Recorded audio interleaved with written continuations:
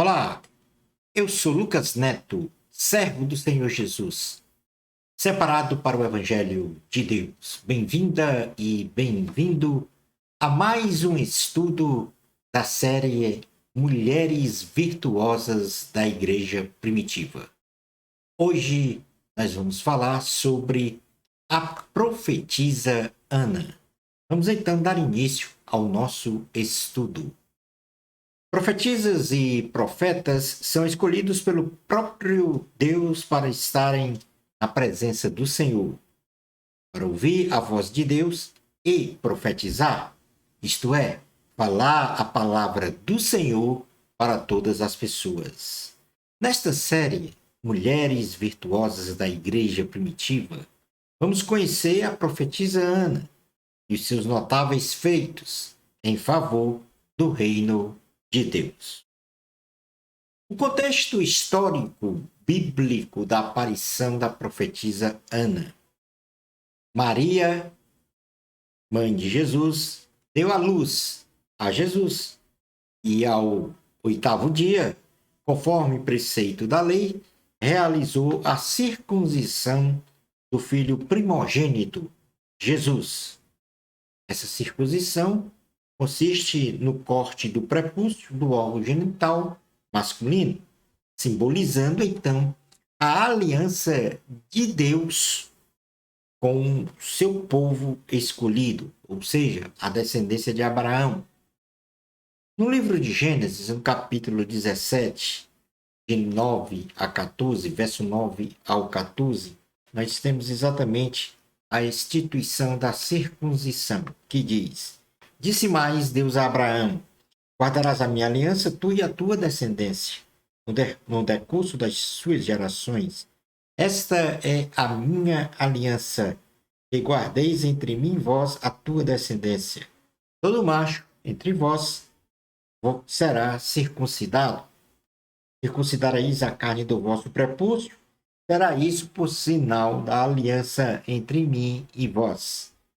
Que tem 8 dias, será circuncidado entre vós todo macho nas vossas gerações, tanto escravo nascido em casa, como comprado a qualquer estrangeiro, que não for da tua estirpe. Com efeito, será circuncidado o nascido em tua casa, e o comprado por teu dinheiro. A minha aliança estará na vossa carne, e será aliança perpétua. O incircunciso que não for circuncidado na carne do prepúcio, essa vida será eliminada do seu povo, quebrou a minha aliança. Tanto aí está a circuncisão tipificada em Jesus ao 8º dia. No Evangelho de Jesus, segundo escreveu Lucas, no capítulo 2, versículo 21, diz assim a palavra do Senhor. Lucas 2, 21. Completados 8 dias para ser circuncidado, o menino deram-lhe o nome de Jesus, como lhe chamaram o anjo, antes de ser concebido. Aí o evento da circuncisão de Jesus ao 8º dia, obedecendo à aliança, à instituição da circuncisão feita por Abraão em aliança com o seu povo escolhido. Maria e José, ou seja, os pais de Jesus, deveriam apresentá-lo então no templo como forma de consagração do menino Jesus ao Senhor, e por não terem muitas posses materiais, teriam que oferecer como sacrifício ao Senhor um par de rolas ou 2 pombinhos, conforme preceituava a lei. No livro de Levítico, no capítulo de número 12, Levítico 12, nós temos a instituição, então, esta apresentação da criança. 12, 2, 8 diz assim: Fala aos filhos de Israel: se uma mulher conceber e tiver um menino, será imunda 7 dias, como nos dias da sua menstruação, será imunda. E no 8º dia se circuncidará ao menino, a carne do seu prepúcio. Depois ficará ela 33 dias a purificar-se do seu sangue. Nenhuma coisa santa tocará, nem entrará no santuário, até que se cumpram os dias da sua purificação. Mas, se tiver uma menina, será imunda 2 semanas, como na sua menstruação. Depois ficará 66 dias a purificar-se do seu sangue. Cumpridos os dias da sua purificação, por filha ou por filha, trará ao sacerdote um cordeiro de 1 ano por holocausto e um pombinho ou uma rola por oferta pelo pecado à porta da tenda da congregação. O sacerdote o oferecerá perante o Senhor e pela mulher fará expiação e ela será purificada do fluxo do seu sangue.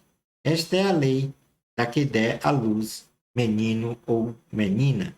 Mas, se as suas posses não lhe permitirem trazer um cordeiro, tomará então 2 rolas ou 2 pombinhos, um para o holocausto e o outro para a oferta pelo pecado. Assim, o sacerdote fará expiação pela mulher e será limpa. No Evangelho de Jesus, segundo escreveu Lucas, no capítulo de número 2, no versículo 22 ao 24, diz assim a palavra do Senhor. 2, 22 ao 24. Passados os dias da purificação deles, segundo a lei de Moisés, levaram-no a Jerusalém para o apresentarem ao Senhor, conforme o que está escrito na lei do Senhor. Todo primogênito ao Senhor será consagrado, e para oferecer um sacrifício, segundo o que está escrito na referida lei, um par de rolas ou 2 pombinhos. Portanto, aqui nós temos a apresentação de Jesus no templo, realizada pelos seus pais, Maria e José. Na apresentação de Jesus no templo, aparece então uma dedicada profetisa chamada Ana, para agradecer a Deus pelo Messias enviado para a redenção, ou seja, salvação do povo de Deus, a saber, Lucas capítulo 2, versículos 36 ao 38, diz assim a palavra do Senhor. Havia uma profetisa chamada Ana, filha de Fanuel, da tribo de Aser, avançada em dias, que vivera com seu marido 7 anos, desde que se casara, e que era viúva de 84 anos. Esta não deixava o templo, mas adorava noite e dia em jejuns e orações. E chegando naquela hora, dava graças a Deus e falava a respeito do menino a todos os que esperavam a redenção de Jerusalém. Então, portanto, na ocasião da apresentação de Jesus no templo, aparece então a profetisa Ana. E vamos então observar o que ocorreu neste episódio. Antes, nós vamos falar sobre alguns dados biográficos da profetisa Ana. Conforme pode se depreender do texto base lido neste momento, temos os seguintes dados biográficos da profetisa Ana. Em primeiro lugar, o nome Ana significa graça ou favor. Ela era filha de Fanuel, da tribo de Aser. Após casar-se, ela viveu 7 anos com seu marido e ficou viúva. Estava com 84 anos de idade, ainda viúva, quando viu a apresentação de Jesus no templo. Versículos 36 e 37, parte A de Lucas 2, capítulo 2, fala exatamente sobre estes dados biográficos da profetisa Ana. Vamos, neste momento, então, agora, falar sobre as qualificações morais e espirituais da profetisa Ana. Apenas 3 versículos, como nós lemos, foram contemplados pelo evangelista Lucas para falar de uma profetisa que nos mostra um exemplo de adoração ao Senhor Deus e de um bom testemunho cristão, ao qual nós devemos imitar e desenvolver em nossa jornada de vida piedosa cristã, a saber. Primeiro de tudo, Ana, ela era uma mulher de adoração a Deus. A profetisa Ana adorava o Senhor incessantemente, dia e noite, através de orações e jejuns. As orações da profetisa Ana, sem cessar, a colocava diante de uma comunhão íntima com o Senhor e de uma total dependência em Deus, confiando sempre no poder de Deus para a plena sustentabilidade de sua vida sob todos os aspectos. Na primeira carta aos Tessalonicenses, escrita pelo apóstolo Paulo, no capítulo de número 5, versículos 15 ao 23, diz assim a palavra do Senhor: evitai que alguém retribua a outrem mal por mal. Pelo contrário, segui sempre o bem entre vós e para com todos. Regozijai-vos sempre, orai sem cessar. Em tudo dai graças, porque esta é a vontade de Deus em Cristo Jesus para convosco. Não apagueis o espírito, não desprezeis as profecias, julgai todas as coisas, retende o que é bom, abstende-vos de toda forma de mal. O mesmo Deus da paz vos santifique em tudo, e o vosso espírito, alma e corpo sejam conservados íntegros e irrepreensíveis na vinda de nosso Senhor Jesus Cristo. Os jejuns da profetisa Ana a colocava diante de Deus para alimentar-se dos ensinos do Senhor, para se oferecer como sacrifício vivo a Deus, afastando de seu ser o egoísmo, o egotismo, que é vangloriar-se em si mesmo, o individualismo, o orgulho, a soberba, a vaidade, a arrogância e, por fim, para nos mostrar que não temos autossuficiência para viver e, por isso, nós precisamos do pão da vida. João capítulo 6, versículos 31 ao 39. Vejamos o que o Senhor Jesus fala aqui neste contexto. João capítulo 6, versículos 31 ao 39, diz assim a palavra do Senhor. Nossos pais comeram o maná no deserto, como está escrito. Deu-lhes a comer pão do céu. Replicou-lhe Jesus: em verdade vos digo, não foi Moisés quem vos deu o pão do céu. O verdadeiro pão do céu é meu Pai que vos dá, porque o pão de Deus é o que desce do céu e dá vida ao mundo. Então lhe disseram: Senhor, dai-nos sempre desse pão. Declarou-lhes, pois, Jesus: eu sou o pão da vida. O que vem a mim jamais terá fome, e o que crê em mim jamais terá sede. Porém, eu já vos disse que, embora me tenhais visto, credes. Todo aquele que o Pai me dá, esse virá a mim. E o que vem a mim, de modo nenhum o lançarei fora. Porque eu desci do céu, não para fazer a minha própria vontade, e sim a vontade daquele que me enviou. E a vontade de quem me enviou é esta, que nenhum eu perca de todos os que me deu. Pelo contrário, eu ressuscitarei no último dia. Lucas, capítulo de número 4, do 3 ao 40, e aqui nós não vamos ler porque é um texto muito extenso, fala da tentação de Jesus. Mas Jesus diz lá no versículo, quando o diabo diz assim, no versículo 3, o diabo diz para Jesus: Disse-lhe então o diabo: Se és o filho de Deus, manda que esta pedra se transforme em pão. Mas Jesus lhes respondeu: Está escrito, não só de pão viverá o homem.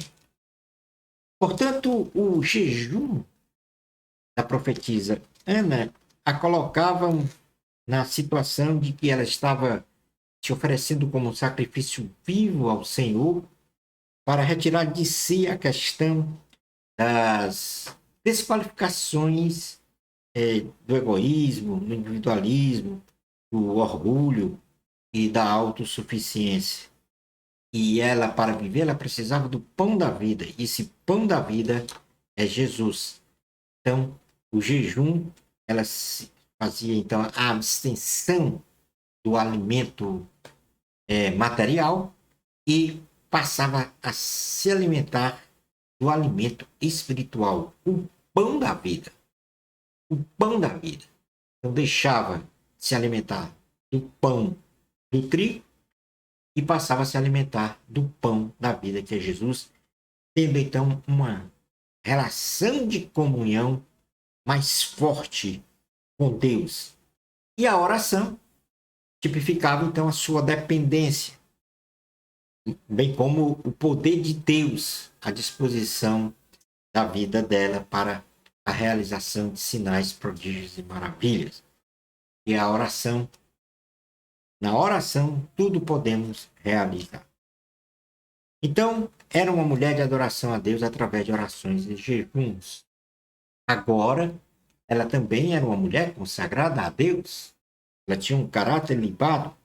Na época de Jesus, existiam poucas profetas e profetisas. Porém, aprove a Deus separar uma mulher idosa de um caráter ilibado para ser uma profetisa, de modo a anunciar a esperança da salvação de Israel, a pessoa do Messias, e que agora Ana, com seus olhos, estava contemplando o Salvador e Senhor da humanidade.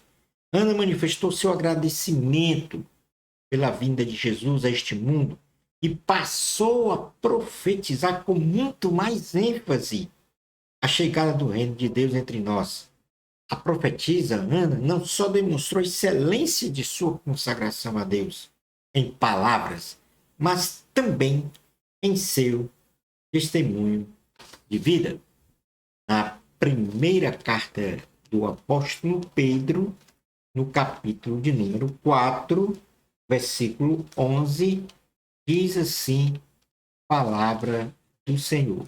Primeira carta de Pedro, capítulo 4, versículo 11. Leiamos então. Se alguém fala, fale de acordo com os oráculos de Deus. Se alguém serve, faça na força de Deus. Faça na força que Deus supre, para que em todas as coisas seja Deus glorificado por meio de Jesus Cristo, a quem pertence a glória e o domínio pelos séculos dos séculos. Amém. Portanto, Jesus foi glorificado naquele momento, quando os olhos da profetisa Ana contemplou o Salvador e Senhor, o Messias, e ela com muito mais ênfase passou a profetizar a chegada do Messias, a chegada do reino de Deus. Concluindo então o nosso estudo, neste estudo nós contemplamos uma mulher simples que genuinamente, apesar das dificuldades enfrentadas por ela em sua jornada de vida, demonstrou uma vida de fé, uma vida de adoração, uma vida de consagração a Deus, segundo o seu chamado e vocação, capacitada pelos dons espirituais que Deus lhe concedera, para assim honrar e glorificar o nome do Senhor Jesus, que está acima de tudo e qualquer nome. Portanto, façamos o mesmo. Shalom Adonai. No nosso próximo estudo da série Mulheres Virtuosas da Igreja Primitiva, nós vamos falar de Eunice, uma mãe educadora. Bênçãos especiais de Jesus para você. Amor a Cristo, a glória sempre é de Deus. Até ao nosso próximo estudo da série Mulheres Virtuosas da Igreja Primitiva, se Deus permitir.